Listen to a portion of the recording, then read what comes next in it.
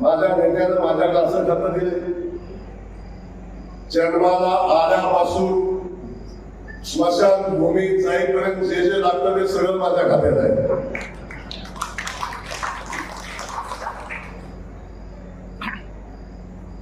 जन्माला आल्यावर जे लागतं, आमच्या महिला भगिनी बद्दल तुमचं उमेद बचत गटाचं सगळं काम माझ्याकडेच आहे. आणि स्मशानभूमीत जाईपर्यंत सगळी व्यवस्था ती माझ्याकडेच आहे.